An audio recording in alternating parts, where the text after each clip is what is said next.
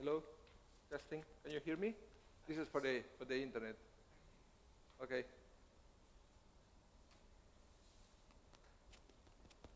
I can't hear anything. Is it on? Oh, it is. Just not too loud.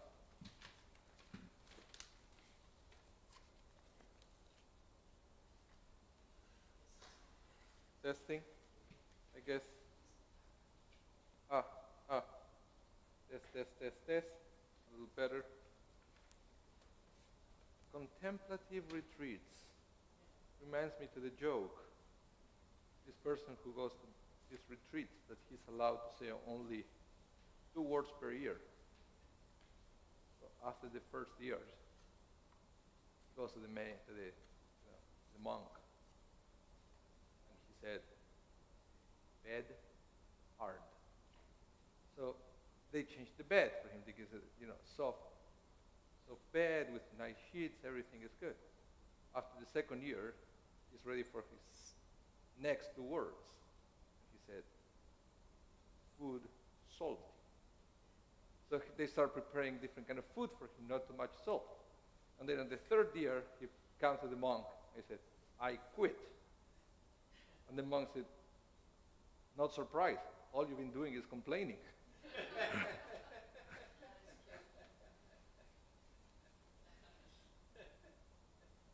So, I do have to insist when we make comments to use the microphones because people listening online, they couldn't hear you last time. So I got some complaints, which they're understandable. This works. This works too. So I will put it here. Let's be ready. So we are going to start with the second half of previous class. We didn't study the second text from the topic of hard work. And I thought it was very important to pick it up from there because the statement from Rabbi Tarfon is very famous. I believe it's great to use it in different situations. So we are on page 3, text L. Let me read this one. Rabbi Tarfon said, "The day is short, and the work is much. The workers are lazy, and the reward is great. And the master of the house is pressing." Okay?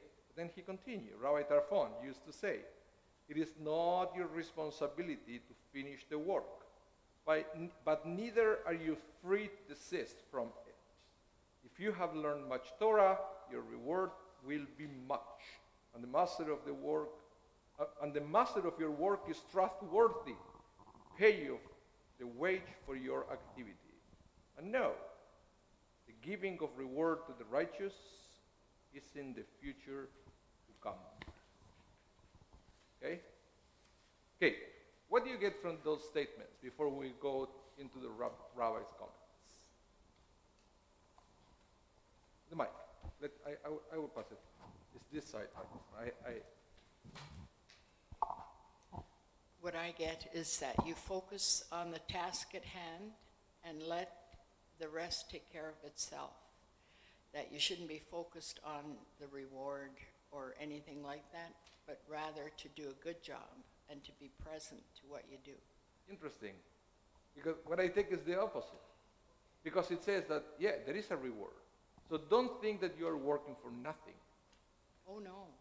It's going to be a reward in the world to come. No, because you can have an argument or a different statement, which is not this one, saying you should do the right thing either with a reward or without a reward, right? But it's not what Rabbi Tarfon is saying. Rabbi Tarfon says there is a reward. The only problem is that reward may never come during your lifetime. So you're going to get it either in this time or in this lifetime or in the next.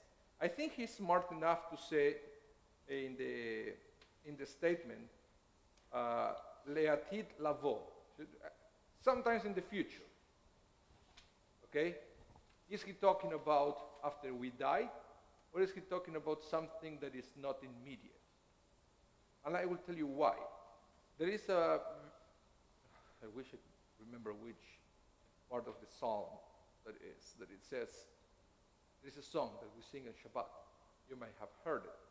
Tzadik katamari frach ifrach, tzadik katamari frach. Hey! Never heard that one?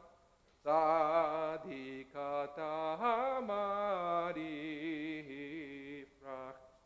We said it on the Friday night. It's one of the psalms that's, you see, but for the Kabbalah Shabbat service, we have 6 psalms at the beginning of the service, one representing each of the days of the week. So one of the psalms, one of the verses is Tzadik Katamar Ifrach. It means the tzaddik. Who is the tzaddik? The righteous person will flourish like the tamar. Tamar is the palm tree, the one that gives you the dates. Why? Why the comparison? Tzaddik, the palm tree. The rabbis answered that question by saying that if you plant a palm tree, the fruits are not immediate. They're beautiful, they are delicious, but you have to wait. It takes time until you can see the fruits of that tree. So they were saying the life of the tzaddik, the life of the righteous person is the same. Every time you do a good action, it's a seed. But you can't pretend that a seed will give fruits, will bear fruits right away. It takes time. Same thing happened with our reward. But some rabbis will read this and he said, no, he's totally talking about the world to come. He's talking about the reward. He's waiting for you after you leave this world. That's it. In front of you, Ed. So, I mean, and the other way you can interpret part of it is that you will get a reward in this world. That's if you learn much Torah, that will be reward in itself. That if you have learned much Torah, your reward will be much. I don't have a problem with that, and it doesn't I think you're talking about 2 different rewards. Yes, the two different rewards. One is the reward for the person who studies, Right. and the other one is the reward for the righteous person. And we all know that sometimes it's not the same, right? You could be a scholar and a jerk.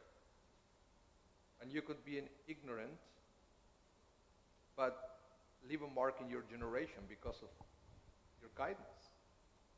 So I think he's talking about 2 different kind of rewards. Mm-hmm. When you study Torah, and it's a fact, I believe we all experience that, the satisfaction is almost immediate. I don't know you, but every time that I read Torah and I have this aha moment, and it feels good. It feels good. It's like the kids when I can see it on my son, and David won't let me lie here. When my son comes and he gets the sugar cubes and put it on his mouth, right? He loves it. So every time we study Torah, we have that kind of satisfaction, like putting a sugar cube in a kid's mouth, which is something immediate, and then it fades out. Gives you the high, then it goes down, and then you study Torah again, and then you feel. But I think we are talking about different kind of reward here. That is not immediate, it's not evident, and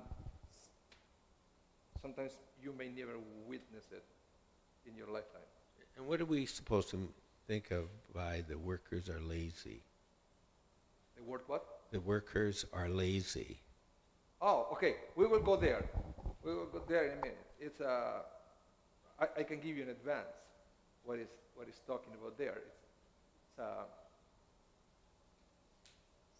It's like we are lazy, but this is I see it in my life, right? Looking back, I'm 48. Had I made the exercises that my first vocal coach suggested 35 years ago, I would probably be singing in the Metropolitan Opera by now. I haven't. We all realize that we could always do better. It's something that is natural. Like we human beings, almost by nature, procrastinators. Eventually we can overcome it, right? But it's our first tendency. We are procrastinators. And I remember the poem that I read once. Procrastination is my weakness. It only brings me sorrow. I know I should change. In fact, I will tomorrow. It's like that. But you will see that the rabbis will talk about that. Because they are talking about also comparing God to an employer. And the difference between a human employer and a divine employer. Okay, let's start reading what the rabbis have to say about this. First, a quick understanding of who Rabbi Tarfon was. Who wants to read this one?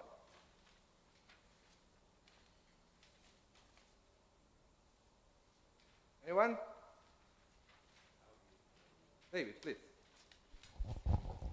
Like his colleague Rabbi Akiva, the Tana rabbi. Tana. What is it, Tana? Let's review it one more time. What is it, Tana? You have the mic? Okay. What? The writer or the scholars of the Mishnah era. Thank you. Let's review it one more time. The most important three eras of rabbis were the Zugim, the Zugot actually it's called. The Zugot, who were the pairs, they were pre-Mishnaic times. Then we have the Tanaim, who were the rabbis who wrote the Mishnah. And then we have the Amoraim, the rabbis who wrote the Gemara. After the Amoraim, once the Talmud was closed, was canonized, the next generation was called the Gaonim or Geonim. They were basically the rabbis, the head of the academies in Babylonia, the Geonim. Those are the most important things because the writings are very authoritative. Is that a word? Yeah. Authoritative. Yeah. When we want to make a decision, those are the first things we read. So, please keep reading. Rabbi Tarfon was descended from converts and was one of the leaders of Israel before the Bar Kokhba rebellion in 135 Common Era. He lived in the city of Lod and died in approximately 130 CE. The name Tarfon is a form of Greco-Roman name Tryphon. He was a person of wealth and stature who studiously avoided personal honor or gain. He even regretted an instance when he used his name and position to save himself from death at the hands of a Jew who mistook him for a vicious thief. He stated that I should have offered him ransom money and obtained my release in that fashion rather than using the crown of Torah to free myself. His scholarship and sterling character, combined with his piety and sense of devotion to Torah and Israel, made him one of the heroes of the period of the Mishnah. Okay? And actually you can go to visit Rabbi Tarfon's grave in Israel. Now you know. Okay, text N. Let's start studying about the opinions of the rabbis. Oh, first,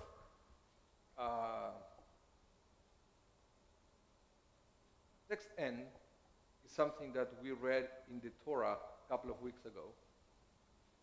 And it's just before the story of Noah. God said, my spirit will not live in human beings forever, for the two are flesh, therefore the lifespan is to be 120 years. But somebody wants to read that one, the whole paragraph. It's very important. Alan, you want to read that one? Genesis? In time when men began to multiply on earth, and daughters were born to them, the Son of God saw that the daughters of men were attractive, and they took wives for themselves, whomever they choose. Adonai said, my spirit will not live in human beings forever, for they too are flesh. Therefore, their lifespan is to be 120 years. Thank you. What we're talking about here, I don't know if you remember, if you read Genesis in the Bible, people in those days used to live almost 900 years. Okay? So it's interesting because God makes it look here like even though they were living 900 years and eventually they were going to die, I guess, I can't be 100% sure, but I can imagine that if you know that you live 1,000 years, or even if you don't know you live 100 years, you don't know where you're going to die, but you live 100 years, 200 years, 300 years, 400 years, you think you're going to live forever. So think about this.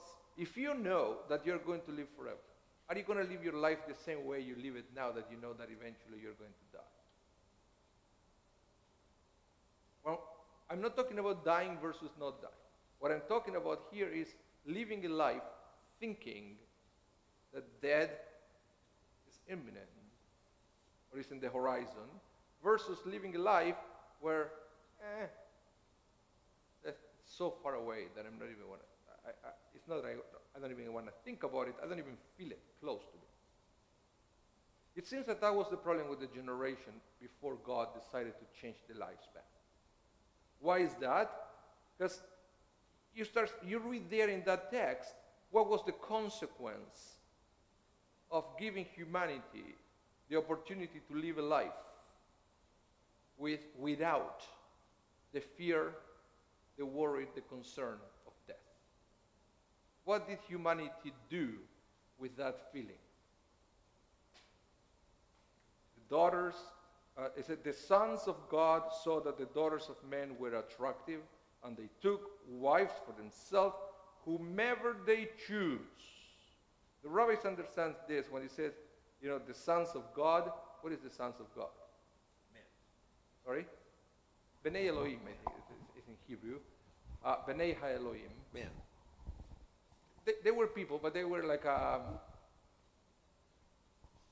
important people of the time. They said what they did when they realized that they might not even die, instead of doing something positive, something for the world, to make the world better. Think about this. If you can live 1,000 years, some people will say, you know how much I can do for this world in 1,000 years? Or some people will say, well, 1,000 years, I can have a 1,000 years old party. Wow. That's what happened in those days. What did they do? They were just taking whatever women they like. Oh, she was married to somebody else. I don't care. I take it anyway. And God realized, but it's not that God didn't know. I think it's a message for us. Said, when we say, why we live only for 80, 90, 100 years? Why? You know why? Because that way we always have in mind and we feel in our bodies death is knocking at the door. And that will infuse on you the feeling of urgency to do something. Because if you feel that you are going to live forever, experience, the Torah says that we are never going to do anything except indulge ourselves. I want to step back. I'm not sure who are these. I want to know the difference between these sons of God and ordinary men. How did one become a quote son of God? Like it looks like there are two groups here. How did these two groups come about? It looks like there's an ordinary man and a higher group called sons of God. How did this come about? We don't know it, but it looks like it was almost like a ruling caste, because Beneha Elohim is you can translate it as sons of God, or it could be the sons of the powerful. The word Elohim, when we talk about Elohim as Elohim, we're talking about the might of God, as a ruling God. When we say about the name Adonai, it's more like a personal God, the Torah. Names of God in the Torah are not random, but sometimes it's the same word used in a different context. Sons of the powerful, that's what it is. Or it says that they took the daughters of man, it means pretty much. I believe it's the language the Torah uses to let us know that they took whoever they wanted to take, without any kind of consideration, because hey, I'm not going to die. I'm going to live forever, so I can do whatever I want. So these sons of men, sons of God, what gifts were they infused with? Obviously it wasn't wisdom. Sorry? Thanks. Say it again? The sons of God, I was wondering what gifts they were infused with. Oh, we don't because really know. It wasn't wisdom. No, I think they did have wisdom. The problem is Abuse. sometimes when you change the conditions where you live, then you start thinking differently. You live 1,000 years. That's true. Sometimes we do what we do, we think the way we think, because we live 80, 90 years. Some people live 100. Just did, actually it was interesting, last week, 3 funerals in a row. 3 people over 100 years old. Sometimes we get this coincidence that they're kind of spooky. 3 in a row, same age. But nevertheless, even 100 years old, you're still aware of death. And I believe if we will be able to live 1,000 years, we probably won't be aware of death the same way. So we don't have the urgency to do something now, because tomorrow you might not be here. Up to the mic. We have people online that cannot hear you. I have no problem walking around with The more finite the space of time, the more finite the time, the more urgency there is. Yeah, you can feel it. You can feel it in your body. You can feel yourself aging every day. This is true, and once you reach a certain, I don't like the word now still, but once you reach a certain age and stage in your life, and it's different for everybody, you suddenly become aware of not just the passage of time, but how quickly time is passing. Mm-hmm. Yep. Yeah. So the rabbis understand there is a action-reaction effect between what these sons of God did and God's decision to reduce the lifespan. And this is what happened. Now is it a punishment from God, or perhaps God is doing us a favor to give us that feeling that we are finite, so we can do something? Well, if our time is The mic. If our time is infinite or relatively infinite, 1,000 years, Yeah, because relative to it's all 100 about years, feeling. It's all about the way you feel. then perhaps one of the reasons that Hashem made our time on this earth limited is so that we wouldn't tend to start thinking of ourselves as being godlike creatures. At what point in time did people start believing in Ha'olam Haba, or the immortality of the soul? You know, that there's something, including possible judgment after we don't die. know. We don't know exactly. If you believe the official story of the rabbis was forever. And no, the Bible refers to Sheol, you know. No. But the Bible says that when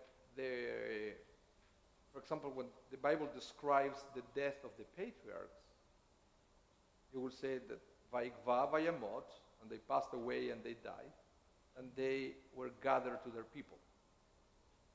What does it mean they were gathered to their people? They were somewhere else, where they were reunited with the people who died before them. So that's an ingathering. Of course, you can understand that as, yeah, they were buried, right? That would be one explanation. But the description is given before the burial took place. As soon as they died, they were gathered to their people. So the rabbis understand that that's a hint of the Olam Haba. It still doesn't explain what happens there. It still doesn't explain that if there is going to be reward or punishment or trial or whatever. We don't get it from those verses. But we have a hint that there is such a thing of Olam Haba. But what it says in the Bible, the earth, the body returned to the earth, and the soul returns to God. Another hint of the existence of the world to come. There are hints here and there, and I know it's interesting. Some are more easy to accept than others. Like, for example, one is this prophecy of the dry bones. Remember the valley of the dry bones. From there to justify the resurrection of the dead, that's a little bit more complicated and needs more explanation, because it's clear when the prophet presented that text, was using it as an analogy of Israel at the time. That's a different story. That's a different one. But yes, there are hints on this. So the concept of Gan Eden is another concept of life beyond this Yeah, one. we are not talking about Gan Eden or Gehenna, nothing. We are just saying that there is something that happened to the soul when the body dies. Yes. Torah won't give much more details about that. And it's talking about Sheol, but without explaining what that is. The word Sheol appears in the Psalms, and like what it said, God ikacheni mi Sheol. God is going to take me out of Sheol. So some people understand Sheol is the grave. I know in biblical times they believed it's possible to communicate. You know, necromancy was prohibited. It's a capital offense. And with Saul, you know, he tried to communicate with Shmuel, you know. Yeah. And so I guess the belief in some sort of And that's life the after Bible. death is... And that's pre-rabbinic. Yeah. Pre-rabbinic times. And we have a case of somebody going to talk to a medium to speak with somebody who was dead, which doesn't mean that it was real. But the belief The belief was there. The belief was there. But it's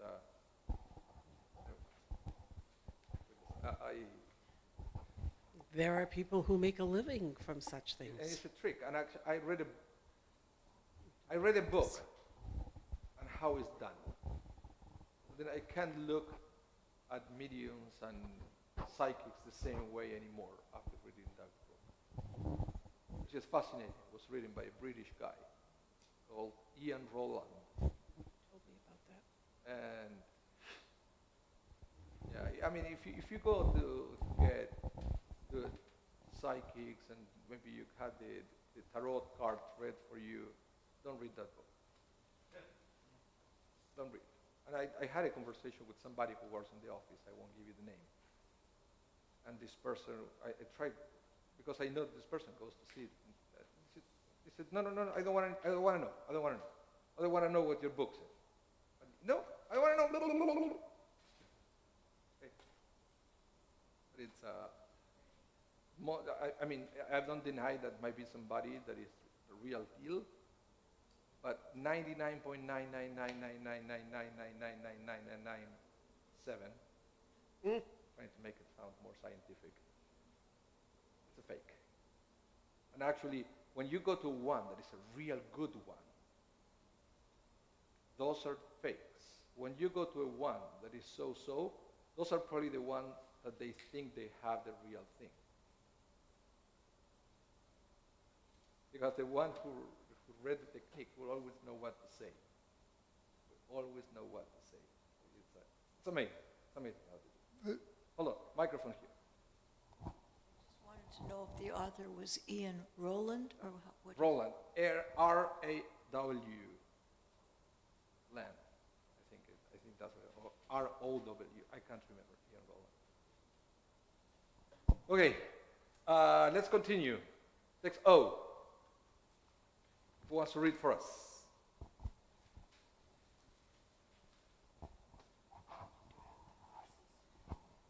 As we grow older, life advances in the fast-forward mode. Because we realize the shortness of life, we have a special responsibility to make the most of our time and opportunities.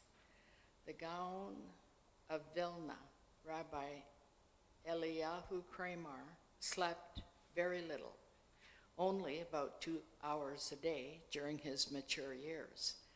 He commented that there would be plenty of time to rest and sleep after life ends.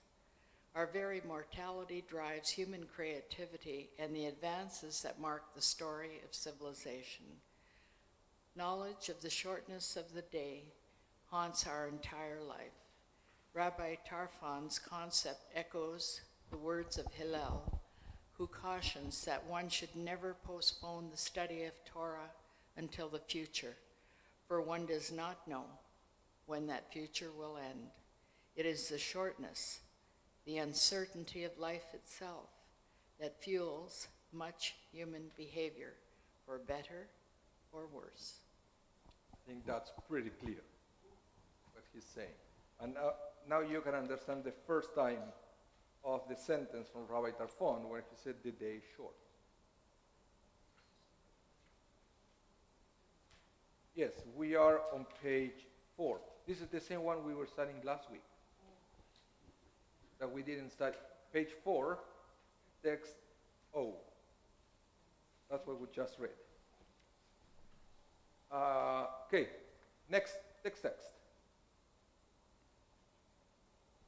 Okay, you have the microphone.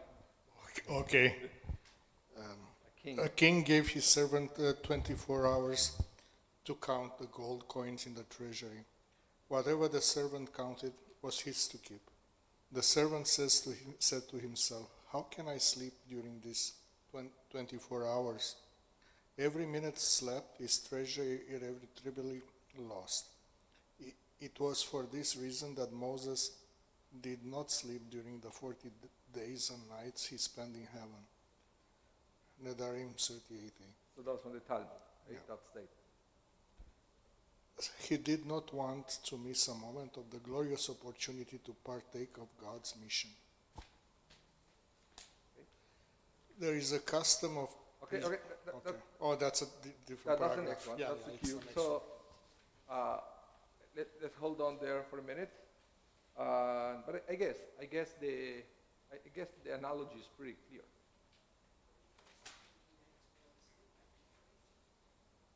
Unless you are in front, if you are in front of God, 48 and 40 nights with God in an explicit form, I guess. But I guess, remember that this is a midrash. A midrash is never factual, and a midrash is never to be understood literally. A midrash is trying to teach you something. And I think the point is that Moses didn't waste a minute, because he knew once the time is up, it's up. We're good. So this Mishnah is trying to encourage us to live every second of our life as something that is not coming back. I think this is probably a recipe for high anxiety and mental illness. Why? Because you cannot live with every moment that you have to accomplish something, because you'll always regret that you didn't accomplish enough that moment. The next moment. Chocolate bar for you for what he just said. Thank you. But Rabbi Tarfon knew that. Of course he did. That's why the second half of the statement. Let me read it for you. It is not your responsibility to finish the work. He's telling you, it's not your responsibility to finish the work, but neither are you free to desist from it. What he's saying is you have to give your best. Success or failure after you give your best is in God's hands. I think that if we can understand that concept, we will live so much happier. Like, if you believe that after you give your best, it's in the hands of God. But it's, we still have to sleep. Yeah, but there's another way to look at the 40 days and 40 nights of not sleeping. But again, it's not 40, you don't take it It's, literally. I understand It's that. an allegory. I understand that, but 40 days and 40 nights in God's presence is not equal to 40 days and 40 nights in my time, and on earth time, Or it's like, and not in the presence of Hashem. it's like the man who said to God, God, what is $1 million for you? $1 million for me is like a penny. What is 1,000,000 years for you? It's 1,000,000 years for me is like a second for you.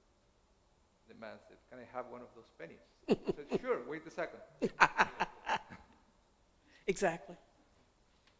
Okay, there's at least three premises in here. All of them have problems. What kind of a king would make that kind of deal? Like, kings tend to be greedy. They wouldn't let somebody keep the gold in the treasury. What's the purpose of that? Okay. Number two, Moses, he already knew what was going to happen.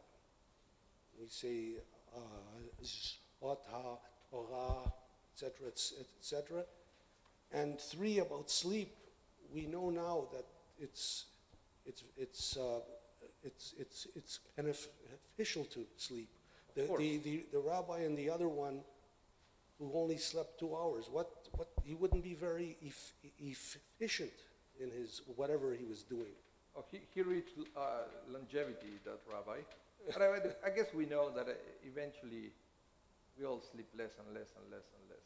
And also, this is very important, there is the belief that in the past, people never slept 8 hours in a row. I don't know if you know that. There is a new theory now that they are trying to convince people to take like naps. Yes.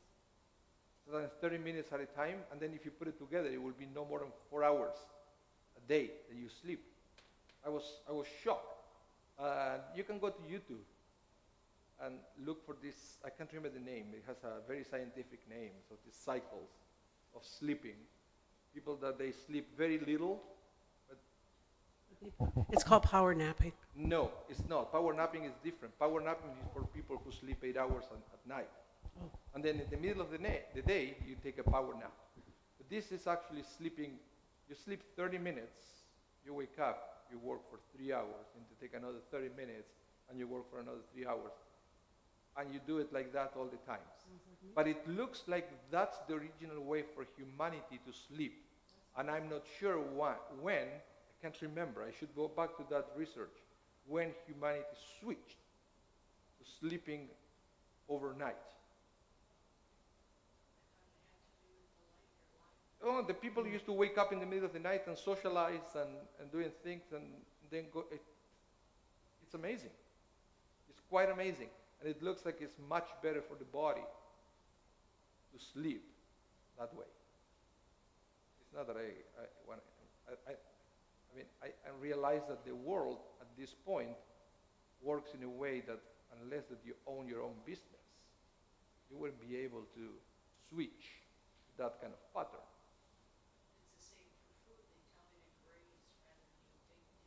Well, but this thing, it's amazing because people who are actually doing that, they say that they are incredibly more productive. They are never sleepy, never foggy. They're just focused. Okay, very important to know that. I should remember the name. Circadian cycle. Circadian cycle. That's what it is. Circadian cycle. Well, I have a couple of neurons. I don't know, but currently, we're told that President Trump only sleeps 4 hours per night. And the other times he tweets. I don't know, is that productive? But Probably not. I won't. No, but it might be a person. Sometimes it happens that you sleep 4 hours a night, and then you take a nap during the day. I did it once actually. It was a summer that I used to work for my uncle in the coast in Argentina, and I had to break my sleeping into twice a day because they needed me during the night. And actually, I did it for a full month, and I was fine. I slept 4 hours 4 hours in the morning. We wake up, go to work, come back, another 4 hours. Wake up and go to work. I made lots of money, but I did it for a month, and I was fine. Sounds perfectly normal to me. And I was fine because my body was tired and I slept. But so there is a possibility to change the pattern. Didn't drive. In Argentina, you crazy? I wouldn't drive. No. Lucky that I'm driving. I mean, Winnipeg is fine. Argentina.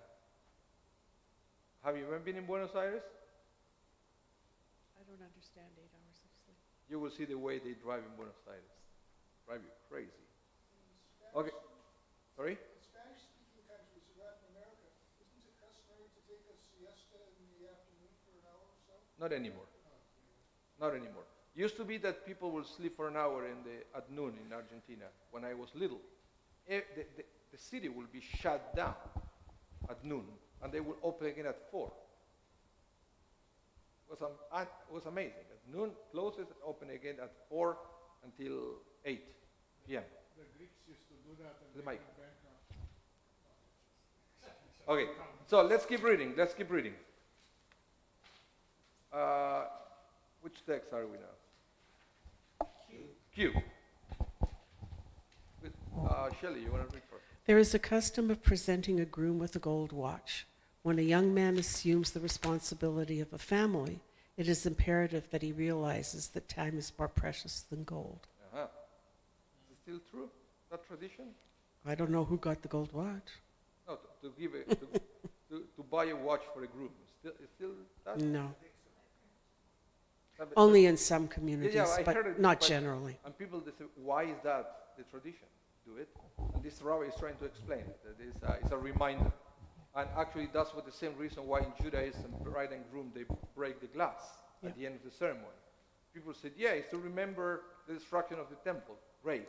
Why is it so important to remember the destruction of the temple during a wedding? Well, because we can never fully celebrate anything while the temple is destroyed. Okay, kind of buy it. But to me, the real reason is that the temple, the built temple, represents the ideal world. Okay?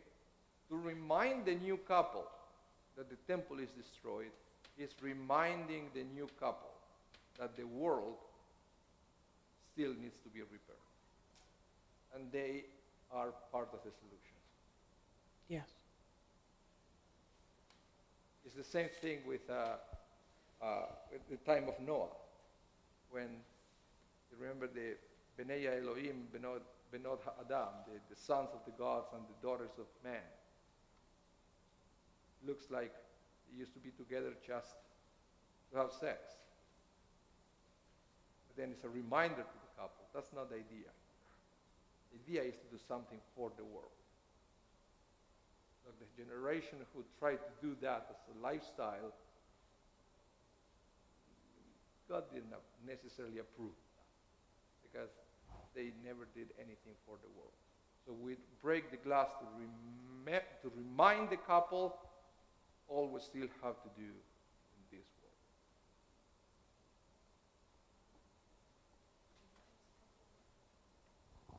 did you say it reminds a couple of? I couldn't make that out. That the world is broken. Oh, Okay, next. Text R. Another reader. Don't be shy. Who wants to read?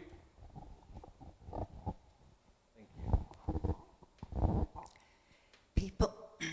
People respond to an opportunity for great gain. No one willingly invests $10,000 in an investment that will allow him a profit of only $100. But if there is an opportunity to receive $100,000 for the $10,000 investment, there will be many interested investors. Judaism promises great rewards for those who invest in it, rewards that are available in this world and the next. It holds the promise of a meaningful life, of serenity of spirit, and quality of character. It provides for family continuity and generations proud and united with one another. Jewish life transcends the mundane world of our everyday existence and provides a connection with the eternal and valuable. But the profit must be earned. It is not a windfall or a winning lottery ticket. We will read in Pirkei Avot 5:23, the return is in proportion to the investment. One cannot realize the $100,000 return without first investing the $10,000. But the rock-solid guarantor of the investment and the opportunity for great reward have sustained Jews and Jewish life throughout history. Okay, so this pretty much summarizes the two statements from Rabbi Tarfon. The day is short, but the end about the rewards that we get for the hard work in this world. Well, let me get the microphone here. All these things in letter R. The Christians would claim the same thing. The Muslims would claim the same thing, and just about any other religion would claim the same thing. How? So, what is it? How is that? How can you explain it? I think well, it means that only that they are incorrect. They're no. wrong. That What they're saying is, and I think Judaism said it the same way, because there are different understandings, but the principles of pretty much every religion properly understood, those religions, is that a spiritual life will give you a peaceful life. It doesn't mean that you are never going to have any challenge or any problem. That doesn't say that. God never promised that we will have a perfectly smooth ride. Not at all. That's not the thing. Even if the ride is not smooth, you can still find peace in this life. But you have to invest on it. And that's something that pretty much every religion says, for sure. The problem is when you mix spirituality, which is something great, with fanaticism, with radical people. That's when you start having a problem. Take the fanatics out of the picture, spiritual life, great thing. Great thing. And I think and you're absolutely right. This statement applies to pretty much every religion that promotes a spiritual life. But isn't it also saying that you can't equate the spiritual life with the material life? But on the other hand, that if you don't put effort into it, you're not going to get anything out of it. Well, let's say if all you invest is in your material life, then that's when we start having problems of anxiety and fear. What if I lose everything? That's right. But Judaism will say even if you lose everything, You still haven't lost everything. you can still have a peaceful life. Because that's a mindset. A peaceful life is a mindset. Exactly. And let me give you an example, because I just saw it. Today we did the funeral for Sandor Gatman. You remember? Some of you might remember him.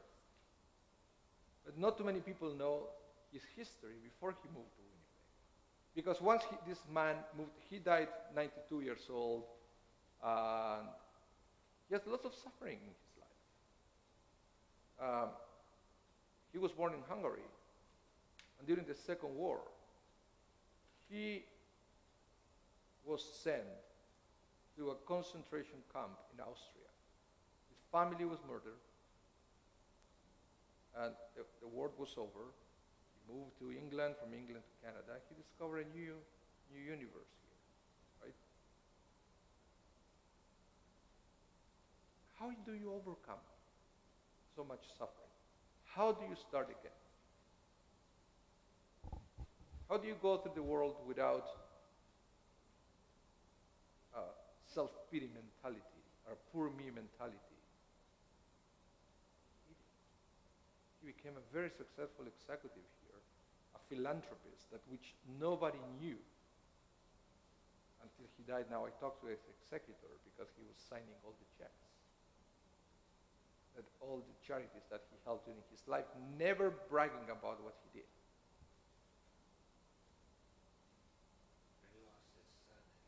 He lost the two sons, he lost his wife. Nevertheless, he was overcoming each one of the challenges of his life. He kept moving forward. So he found a way to find peace regardless of his surroundings. Does it mean that he never suffered? No. No. It means that he was overcoming every obstacle. He became an overcomer, because sometimes I like to distinguish between a survivor mentality and an overcomer mentality. Survivor usually, and I don't know why sometimes one person goes one way, some person goes to another direction, right? Like sometimes people, what they call the psychiatrists, the psychologists call the survivor mentality.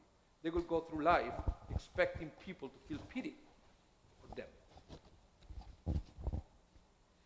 Overcomers, they are somehow able to leave the past in the past and to see hope in the future. They go through life with the mindset of the rest of my life is going to be the best of my life. Some people discovered that outside religion, because I don't believe that Sandor was necessarily a religious person, even though he was coming here to share his Zedek and he loved Rabbi Green and he felt inspired by him. So maybe that has something to do. But what I'm saying is religion, properly understood, will give you the tools to develop that mindset. The problem is when the crazies get mixed in the picture, in the cocktail, when religion becomes toxic. But otherwise, spirituality is a great thing. Great. I think that's what the story is trying to teach. But at the same time, it's telling you the clock is ticking. Don't procrastinate. Don't leave that decision of investing on your spirituality, which I believe it has an effect on your mental health. It will help you. Don't leave it for tomorrow, because we don't live 1,000 years anymore. God was clear, no more than 120. And if you're lucky. So don't leave it for tomorrow. That's why text S, you see, I already said it before, so we won't repeat that one. It's one of my favorites poems. Probably the only one I know. So. Text T. Let's go to text T. Another reader, please. Don't fight. Okay. The Vilna Vilna on lived with this sense of the fleeting opportunities this world presents us. Shortly before he died, he was seen holding his tzitzit and crying. He explained to his followers, "Soon I will be leaving this world. Here, for just a few pennies, I can buy tzitzit and fulfill the mitzvah every minute of the day and day after day. Before long, I will be in a world where I will not be able to purchase that opportunity even for billions." What is he saying? This is something that is sometimes unique to Judaism. That statement, which I love. What he's saying is, whatever you don't do here, you won't be able to do it in the world to come. Because in the world to come, lots of benefits, but nothing to do. Nothing to do. You cannot fulfill mitzvot after you die. And you cannot benefit from the satisfaction of fulfilling a mitzvah after you die. So he was saying, few dollars I can get tzitzit, and I can bless it, and I can wear it, and I can look at them and remember the commandments. The world to come, nobody wears tzitzit. There's no such a thing. So whatever you don't do here, you cannot do there. So that's why I believe in this belief of at one point we are going to get resurrected in the body, and we're eventually going to have the best of the two worlds. The Olam Haba, the world to come, spiritual world, has its benefits. The bliss of a spiritual life. But you won't be able to do anything. It's a very interesting statement. That the mitzvot, yes, we do a mitzvah for our souls, and it's an investment for the world to come. Don't be afraid or there is nothing wrong with the enjoyment of the fulfillment of the commandments in this world, because this is the only place where you can feel that. There is nothing like that in the world to come. Fascinating statement. Next, text U. I'll do it. God does not engage man in his service with the expectation that he can complete the task, and he does not penalize him for being unable to finish. On the other hand, man is obligated to commit his best efforts to the service of the Creator. He should not think that if he is willing to forego the reward, he may be absolved of the duty. The work is not optional. It is a burden that must be borne. Okay? So, what do you understand from there?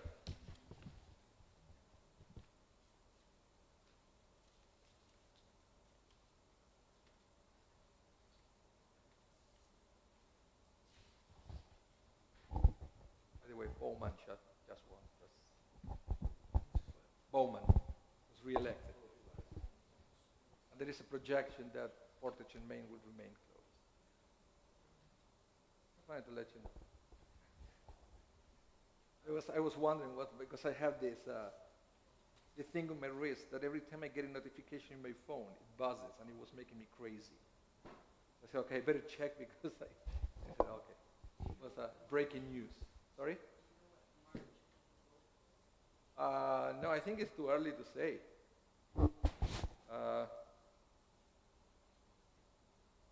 No. And it's a project from CBC. Still not official. I guess nobody conceded defeat. And while we're talking scores, the Leafs 4, the Jets 2. The what? The who? Maple Leafs 4, Jets 2. The who? I'm sorry, Rabbi, it's not a soccer game. Oh, hockey. Hockey. Yeah, that's something that, yeah, I heard about it. Never been to one. True story. Never been to one. Oh. I worked in the Richardson building when it was being, the whole work was being done. And I used to try and walk occasionally across Portage and Main. It would, in the winter, it would almost blow me down, the wind. It was so bad. And people don't realize it. Okay. Yeah. And you can cross either way, one block forward or one block, you know. I guess it's, nevertheless, it's out of our hands now. Eddie, you seem eager to say something. Working in the service of the Creator have to be in a formally religious manner, or is anybody who does good in the world, could that count? I mean, I remember when the late Alderman Joseph Zukin died. You know, he was a communist, but he did a lot of humanitarian work. Somebody commented, you know, he'll probably find himself in heaven even if he may not have Well, he's probably a believer now. leave the place. And I remember Rabbi Pinsker used to say, if I remember correctly, that people like police officers, they're fulfilling one of the laws to Noah, you know, to establish courts of justice or, you know, Yeah. government. So, I mean, a person could, you know, not, without even formally believing he's religious, he could still be doing work on behalf of the Creator. It's interesting you mentioned that because for us, for Jews, according to the rabbis, the only ones that they're obligated to be religious people are the Jews. We have a special mission, which includes 613 commandments from the Torah, plus 1,000 extra commandments just as a bonus from the rabbis, plus all the things that used to be tradition and now they're extra commandments on top of the other 1,000. What about that? Non-Jews, just be a good person. You're saved.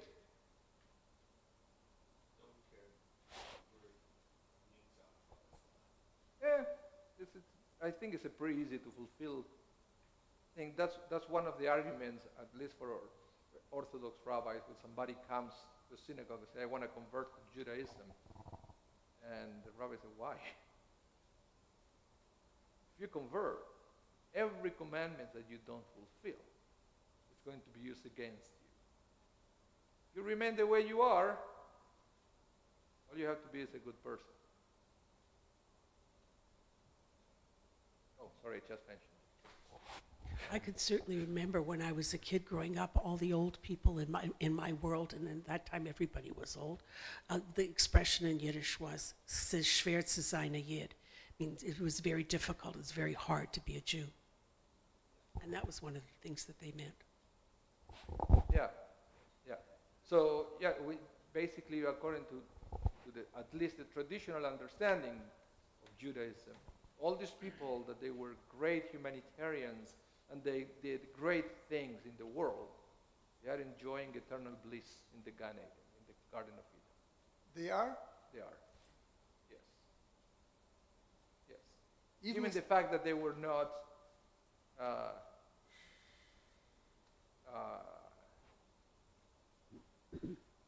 committing, Idolatry, adultery. blasphemy, Yeah, you know what I mean. So, yeah. Okay, let's keep reading. Page 6. Text V. Shelley, you want to read again? Were man enjoined in the impossible duty to complete the task, he could expect no reward. However, it is in the full effort that God seeks, not success. The more effort expended, the greater the reward. Aha. So basically what it says here is God will never reward you for what you achieve. God will reward you for the effort you put into the task, which is very difficult the way the society rewards people, because sometimes the effort you put into a task is not measurable. I mean, you can measure against yourself. That's one of the ideas, or one of the things that we mention every year for the high holidays. On the high holidays, you make a self-assessment of your life. And it's not about being perfect next time you reach Rosh Hashanah. The idea is to ask yourself, I'm at a higher level than I was last year when I celebrated Rosh Hashanah Yom Kippur. That's the thing. You are not racing a race against anybody else except yourself. Your goal should be being better than yourself every year. That's the thing. That's the only thing that God looks like. God is looking at the way you are improving your life against yourself. Doesn't matter what people say. I learned once that the way you should go through life is you're not what people say you are. You are what? God. How do you know what God says you are?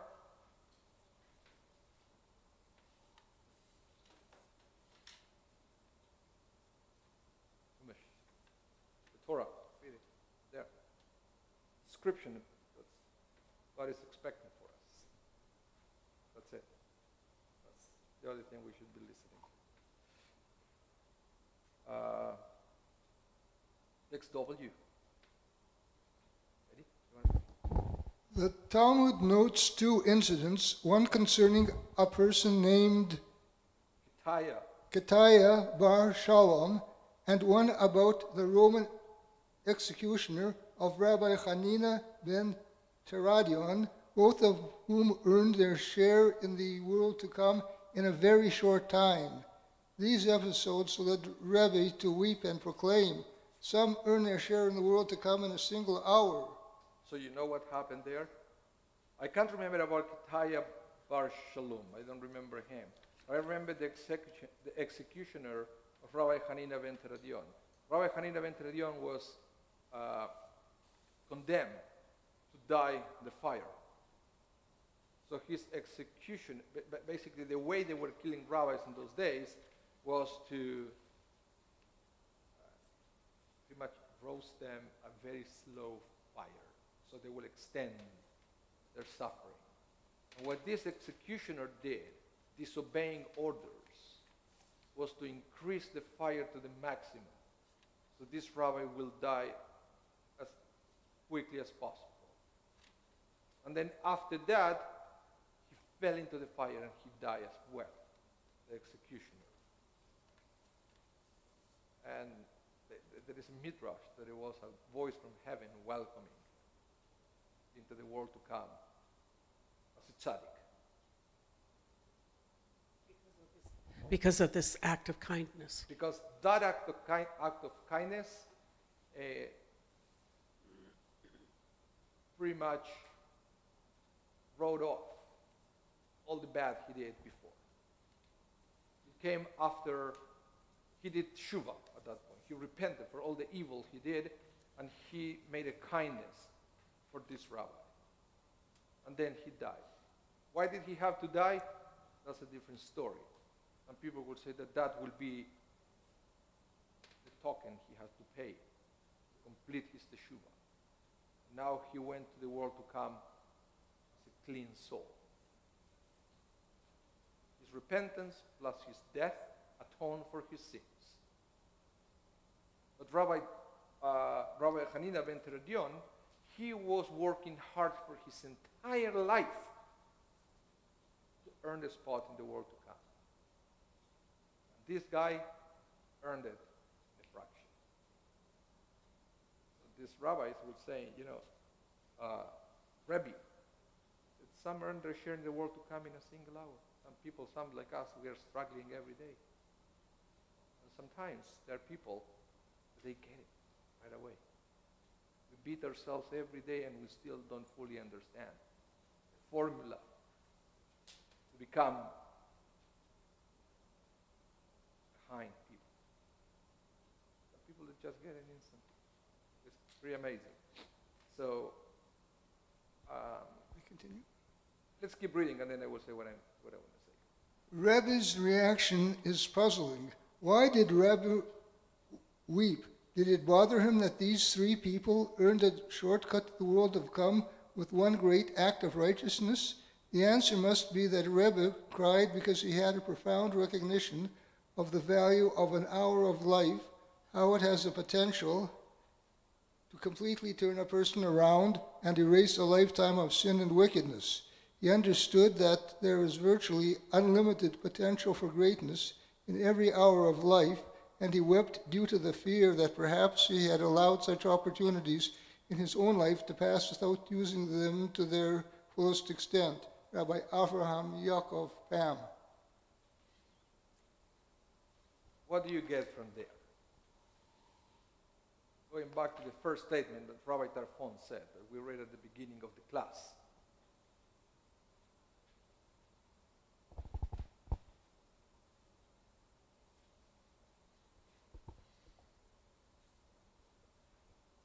Talking about how valuable time is, because you never know what is going to happen next hour. Maybe you want to procrastinate for the next day, and that was the appointed time for you to discover something that you were looking for years, and you missed the opportunity because you weren't paying attention. In South America, we have this expression, how can I translate it? It's when you least expect it, jumps the rabbit out of the hole. I guess in here we say, if you snooze, you lose. It's pretty much the same. If you snooze, you lose. But what else this is also saying is that we don't always know that the opportunity for that moment is upon us. We might not always recognize it. But that's why every moment is valuable, because every moment has the potential to transform your life. Every moment. It's the same concept when we say a soul saved is a world saved. What does that mean? Why do we say, have you ever heard that phrase? Yes. A soul saved is a world saved. That phrase became very popular during the Holocaust, when we were talking about righteous Gentiles who saved Jews during the Holocaust. And about them, we praise them by saying a soul saved is a world saved. Because it's the potential Because of all of that person might have had. where is that coming from? Adam. One person. Yep. Here we are. Everything came from one person. You kill Adam, you kill the world. There's no world, there is no population, no humanity.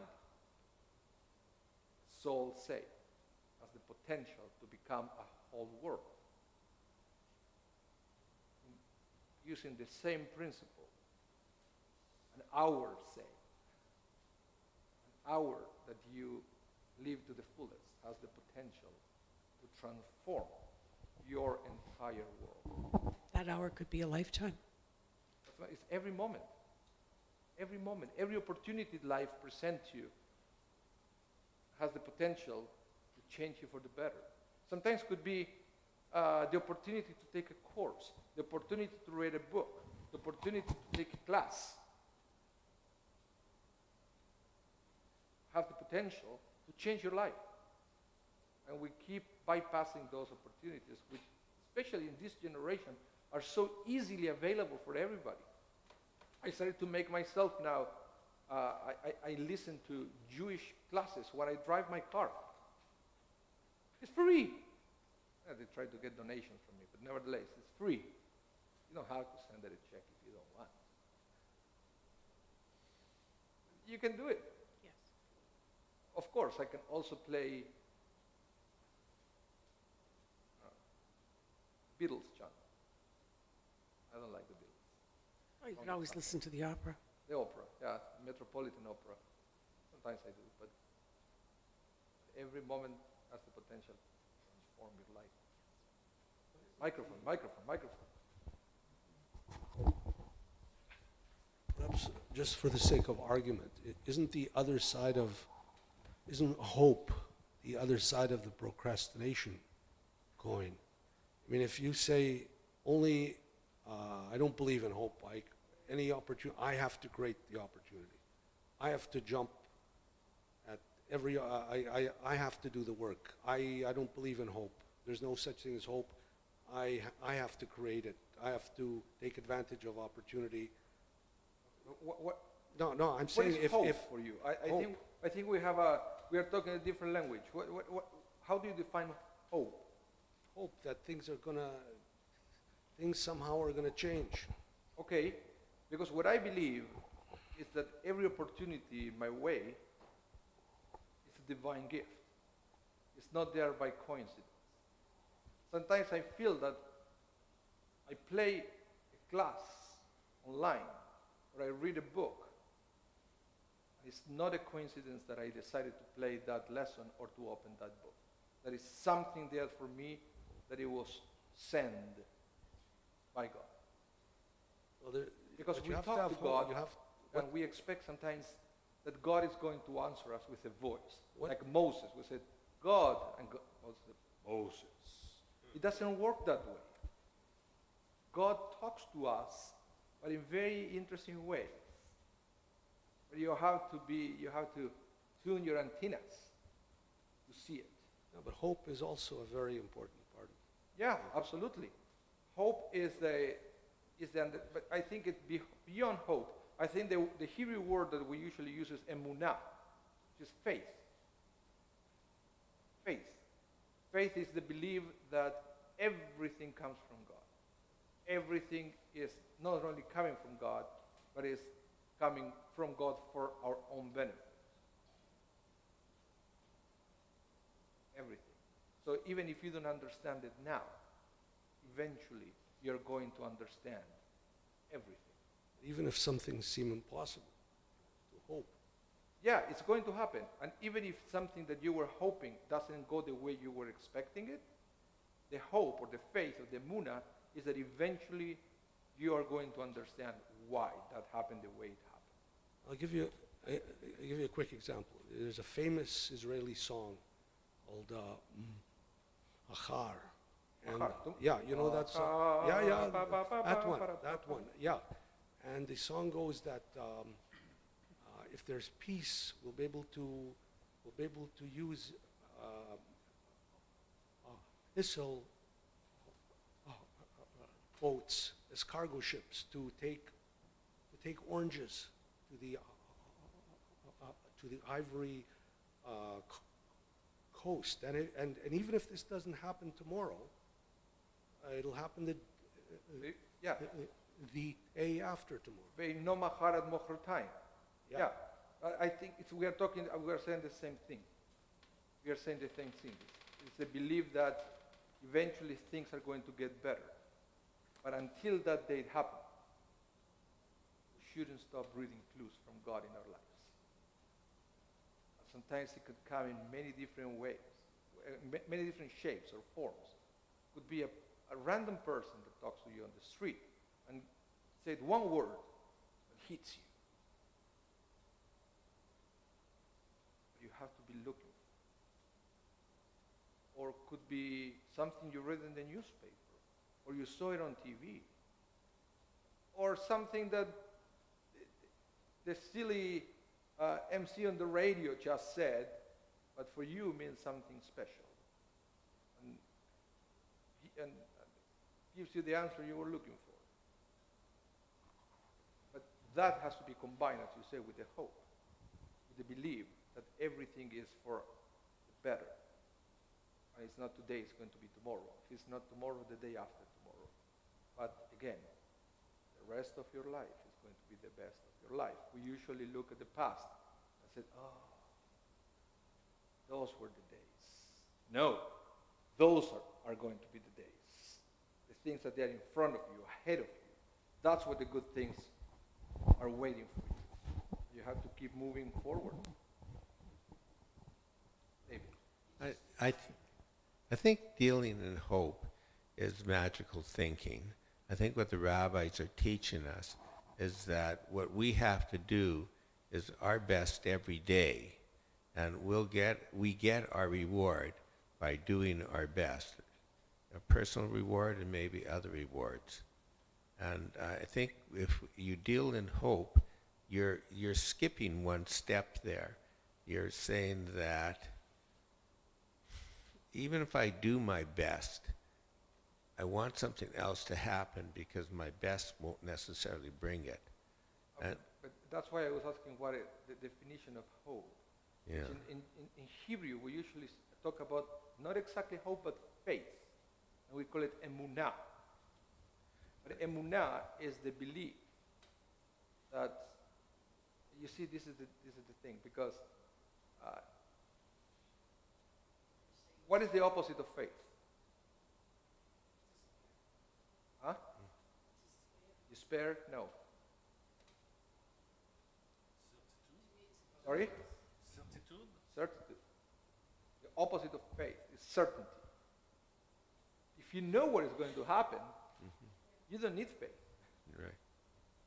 Faith is the power that helps you to keep moving forward, knowing that you don't have to figure out what's going to come next, because God is figuring that out for you.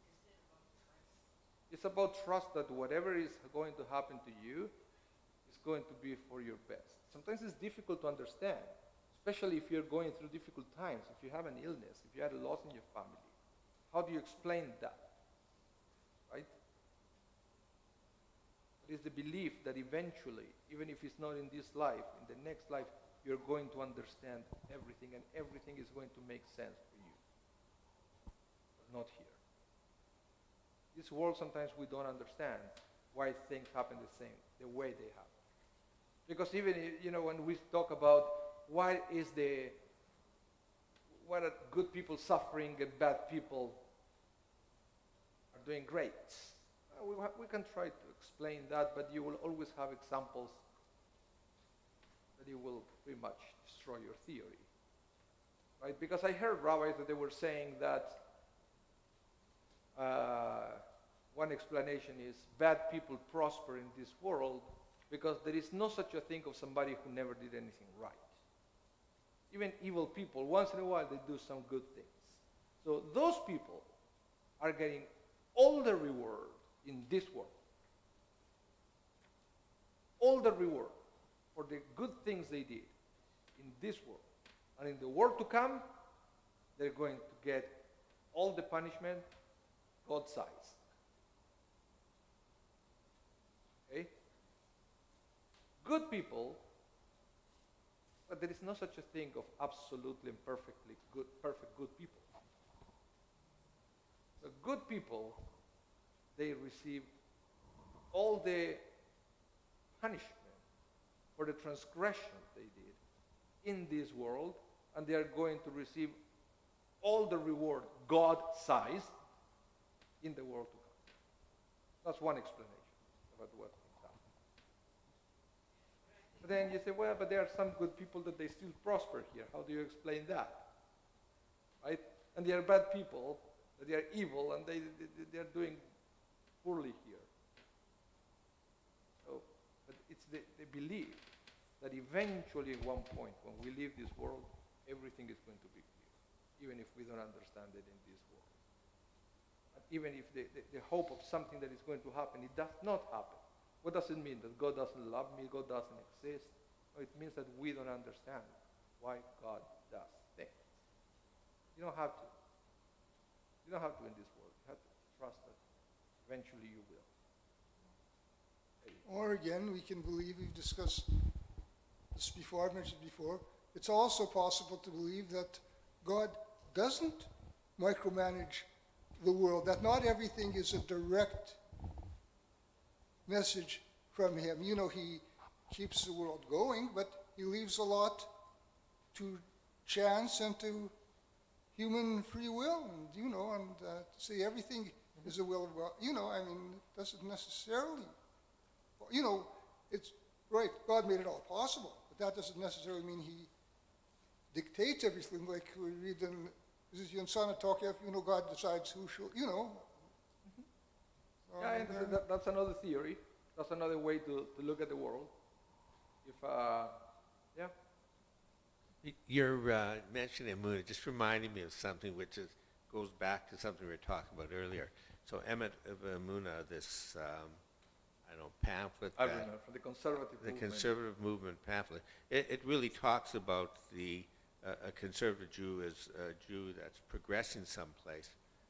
So it doesn't mean that you are necessarily committed to all the commandments in the beginning and you do them all, but you're working towards that. And the the practical the practical example is that if someone asks me, do I keep kosher?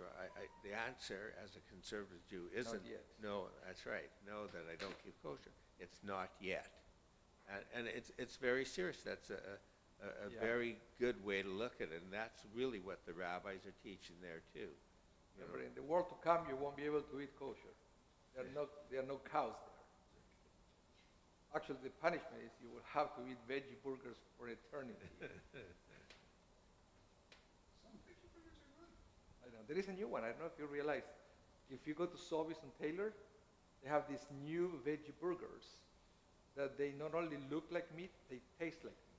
It's a new way to process protein from plants. That actually, if you squeeze it, even bleeds. I don't know how they make it.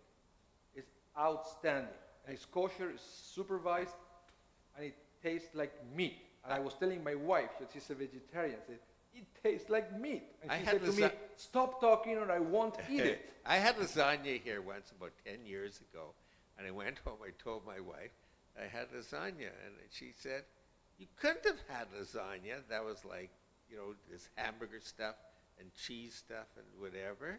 Yeah. And she told me it was soy, and I thought it tasted exactly like any lasagna I've ever No, tasted. but this one, believe me, I know my meat a little bit. And this one tastes like meat. And they started to make these winners. That they look like winners, and you squeeze them, and they feel like meat. And I also bought the one that is like pastrami. I haven't tried that one. I don't know. I'm skeptic. I know. But the burger, if you have the opportunity, they sell it at Sobeys and Taylor on the kosher fridge to the left. Right there, veggie burgers that it tastes like meat. Trust me. Oh yeah. Yeah, there is another one that we get from Costco that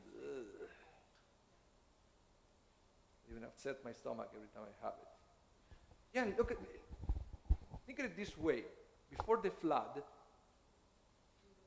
they were vegetarian. That's why God killed them all. Just kidding. Okay, we have a comment by Shelley and then the last text. Just all your own. Oh, this is off. Oh, I thought we were talking about Shelley, sorry. I've been off for a long time, but that's another story altogether. Our conversation reminds me and brings me personally back to the relationship that one would have with Hashem. And I think about Martin Buber and Ich and Du, I and Thou, and how we have this, the kind of relationship you have with God, whether you have an I-Thou relationship with God. And it talks about the difference between faith in and belief that. You have faith in something, but you believe that's something. Okay. It's worth reading. Interesting. Okay, one more text. I only spent 2 years studying that one. Read it. Yeah, hold it.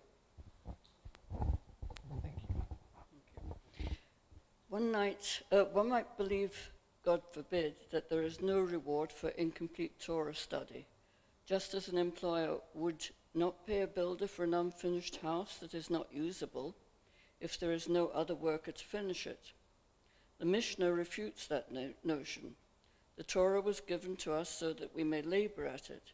It is not necessary to finish it to accomplish the purpose of our creation. Studying Torah is not like building a house, which has no value unless it is complete.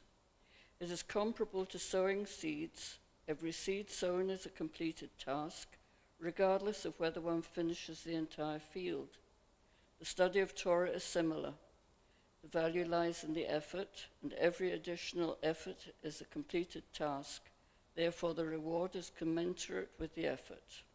Rabbi Judah Lo Ben Bezalel? Yeah, the Maharal of Prague. Is the one who built the Golem, the first Jewish superhero, even before Superman. It's, yeah, actually, no, Superman wasn't Jewish, but they used some Jewish names.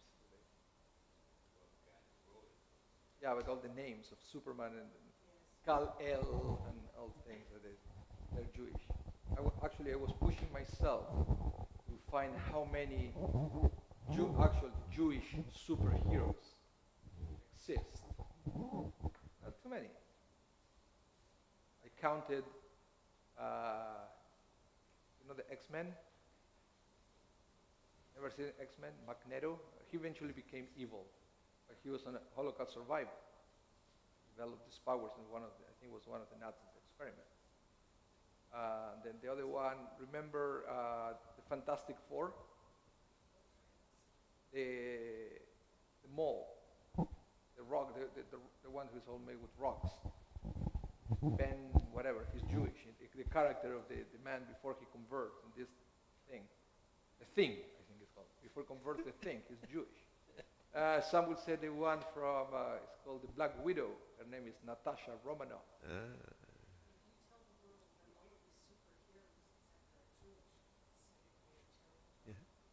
No, but that's it. There is not. That's it. There is not. There is no other Jews in this selective club of superheroes. What's his name? Sharon. The Marvelous Adventures of Kyler, and something. Sharon. He's the same guy that wrote the. Well, anyhow, he talks about the whole story is about a good part of the story is about the golem and all the Jewish comic book writers. Yeah, the theory is they grew up reading about the golem, and that triggered their imaginations and created a modern superhero.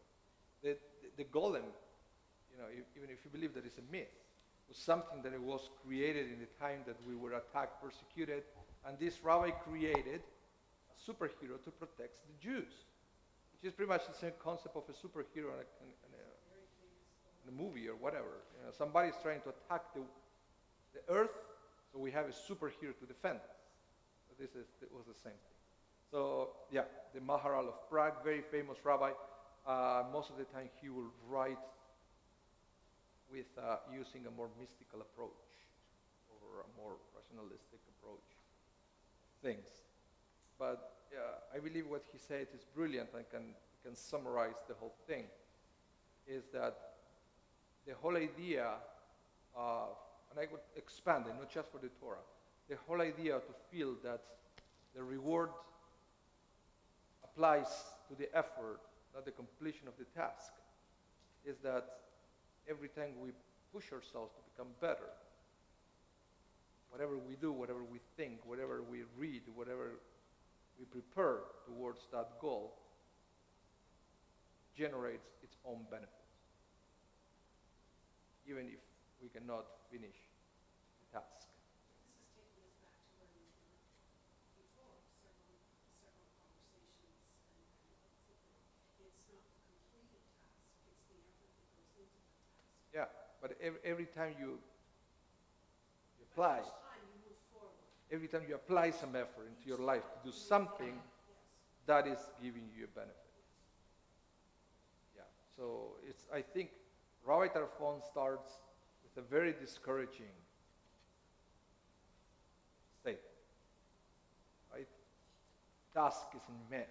The workers are lazy. I said, oh my God, I'm doomed. Wait a minute, I haven't finished. I said, you don't have to finish the task. That's the good news. All you have to do is give your best. The rest, sometimes, if you give your best and if you don't succeed, sometimes it's God saying, it's not your time. Because maybe if you win now, you're going to become cocky and arrogant. So I'm going to keep you there for a little longer. Just keep training, keep pushing.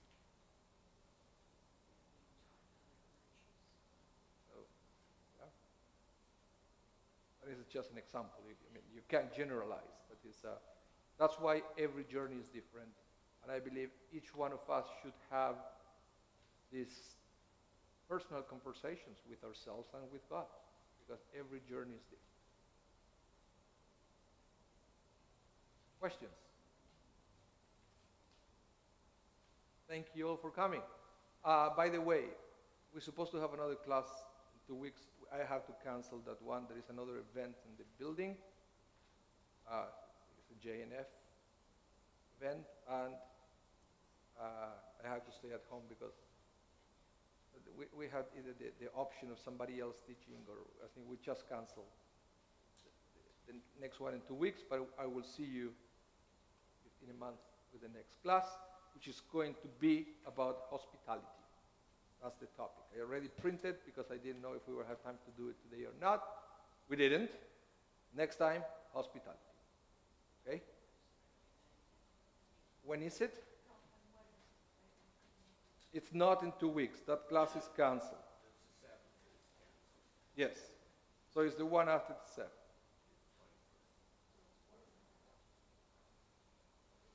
Oh, John Orlico was re-elected. Who was? John Orlico. Even though I have to say I barely seen any signs of him.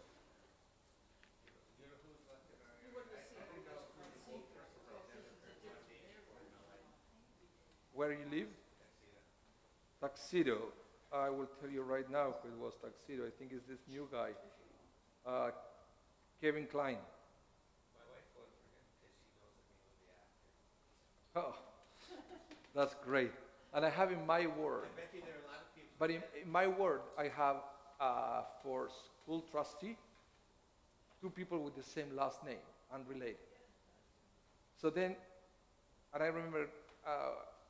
The wife of one of the 2 came to my house. She knocked at the door and she started to talk to me about all the good things that her husband is doing, blah, blah, blah, blah, blah, blah. That's great. I went to the poll. I said, darn, there are 2 Johnson here. Which one it is? I felt the biggest loser.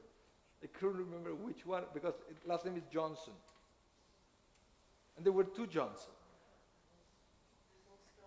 I voted for Johnson & Johnson. But that doesn't matter. It wasn't the same race that Cookie Billinghurst did. I would say yes.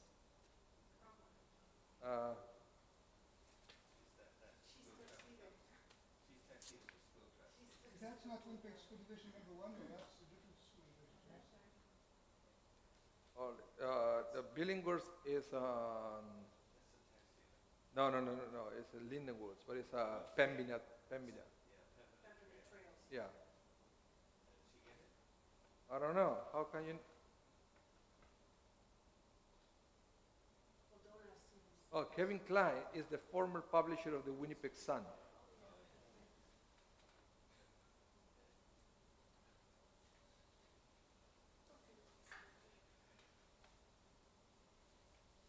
He's promising to improve communication to the public about city government, which probably the Sun is very aggressive in the way they do it. Sherry Rollins. Wow, she won. Sherry Rollins. Is she both of Aboriginal ancestry and a Jewish person? Sherry Rollins, she converted with Rabbi Pinsker. She's Jewish. Yeah, she's nice. Is she also an Aboriginal person? No. Oh, I thought she was. One? I thought she was Aboriginal as well. Oh, maybe you're right.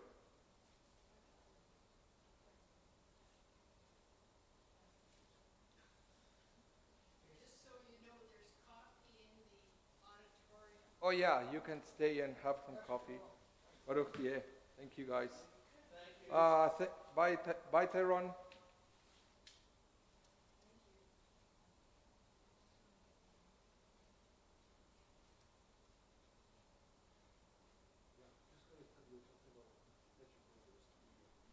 Let me shut this.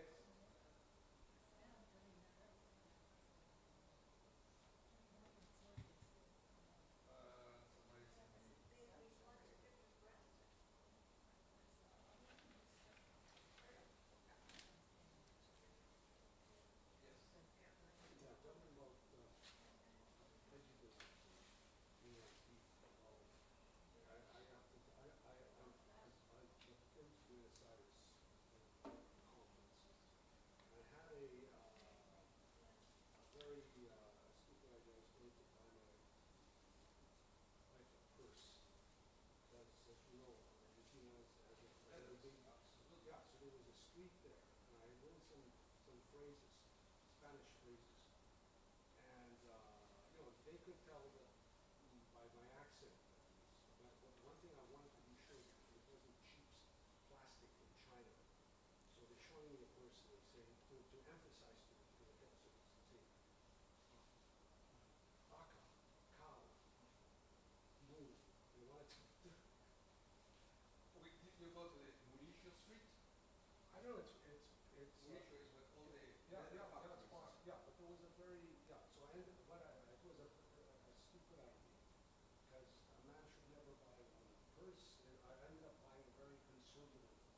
Didn't have any style at all, but it looked, it looked like, yeah, and it's not a good idea to buy for a man to buy a purse for some, Yeah,